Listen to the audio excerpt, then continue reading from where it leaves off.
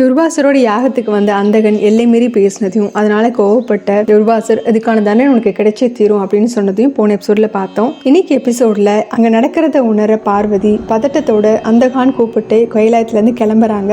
அவங்கள தடுத்து நிறுத்துற சிவன் எங்க போற ஏன் இவ்வளவு பதட்டமா இருக்கு அப்படின்னு கேட்கிறாரு. நான் எது நடக்கக்கூடாதுன்னு நினைச்சனும் அது நடந்துருமோன்னு பயமா இருக்கு. என்னோட மகன் அந்தகன் துர்வாசரோட கோபத்துக்கு ஆளாக போறான். அவனுக்கு வர அழிவை என்னால பார்க்க முடியாது. இப்போ அவன் சின்ன பையன்தான் அப்படின்னு சொல்ல வர்றாங்க. ஆனா சிவன் இடையிலேயே சொல்றாரு, அந்தகன் செஞ்ச வேலை எதுவும் சின்ன பையன் செய்யற வேலை கிடையாது அப்படின்னு சொல்ல அதுக்கும் பார்வதி தயாராகவே ஒரு பதில வச்சிருக்காங்க. விநாயகனோட விஷயத்திலே நான் உங்ககிட்ட ஏற்கனவே சொல்லிட்டேன். சின்ன பசங்க தவறு பண்ணாங்கன்னா அவங்களுக்கு புரிய வைக்கணுமே ஒழிய அவங்களை அழிக்க கூடாது அப்படிங்கிறாங்க. என்ன இப்ப தடுக்காதீங்க, நான் உடனே கிளம்பணும் அப்படின்ட்டு அவசரமா கிளம்புறாங்க. அப்படி போயே ஆகணும்னா நான் உனக்கு பதிலா போயிட்டு வரேன் அப்படின்னு சிவன் சொல்றாரு. இது கேட்டு பார்வதி கொஞ்சம் யோசிக்கிறாங்க. ஆனா சிவன் மனசுக்குள்ள நினைச்சுக்கிறாரு, நீ அந்த யாகத்துக்கு போனேன்னா நீ கொடுக்குற சக்தி திரும்பவும் லட்சுமிக்கு துன்பத்தை கொடுத்துரும் அப்படின்னு யோசிச்சுட்டு அவரே கிளம்புறாரு. ஆனா பார்வதி அதுக்குள்ள யோசிச்சுட்டு, இல்ல நீங்க போக வேண்டாம், ஏன்னா உங்களுக்கே தெரியும் இல்லையா, அந்தகன் இன்னும் உங்களை எதிரியா தான் பாக்குறான். நீங்க போனீங்கன்னா சங்கடம் அதிகமாயிடும். நான் தான் அங்க போயாகணும், நான் சொன்னாதான் அவன் கேட்பான் அப்படின்னு சொல்லிட்டு சிவனோட பதிலை கூட எதிர்பார்க்காம கிளம்பிடுறாங்க. சிவன் இது கோபத்துல பாத்துட்டு இருக்காரு. அடுத்த காட்சியில அந்தகனையும் துர்வாசரையும் காமிக்கிறாங்க. துர்வாசர் கேட்கிறாரு, நீ என்ன நினைச்சிட்டு இருக்க? என் மனசுல ஆசை வார்த்தைகள்லாம் சொன்னேன்னா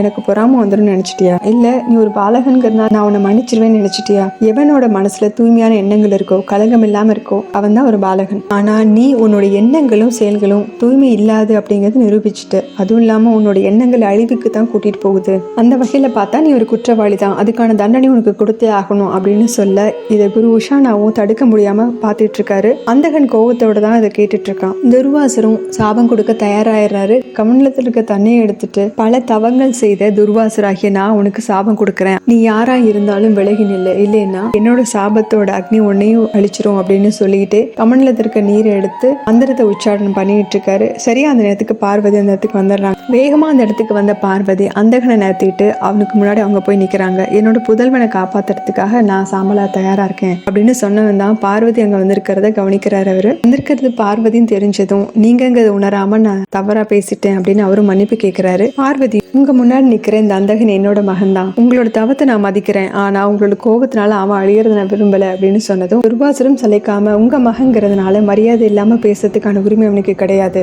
இவன் செஞ்ச தவறுக்கு நான் கண்டிப்பா தண்டனை கொடுத்தே தருவேன் அப்படின்னு பிடிவாதம் நிக்கிறாரு. பார்வதி மகனுக்கே பறிஞ்சு பேசுறாங்க. அவன் ஒரு சின்ன பையன், அவனுக்கு தவறு செஞ்சான்னா புரிய வைங்க, அவனுக்கு தண்டனை கொடுக்க கூடாது அப்படின்னு அவர்கிட்டயும் சொல்றாங்க. துர்வாசரும், மன்னிக்கிற தகுதி இல்லாதவங்களுக்கு மன்னிப்பு கொடுக்க முடியாது, உங்களோட பையனா இருந்தா கூட அவன் கெட்ட ஆத்மாவா தான் இருக்கான், அவனுடைய எண்ணங்கள் செயல்கள் எல்லாத்துலயுமே தீயதான் நிறைஞ்சிருக்கு, அவனுக்கு புற இருள் மட்டும் கிடையாது அக இருளும் இருக்கு அப்படின்னு சொல்லிட்டு இருக்கும் போதே அவரை கோவத்தோட தடுத்து நிறுத்துற பார்வதி, நான் உருவாக்குன உயிரை நீங்க அழிக்க போறீங்களா?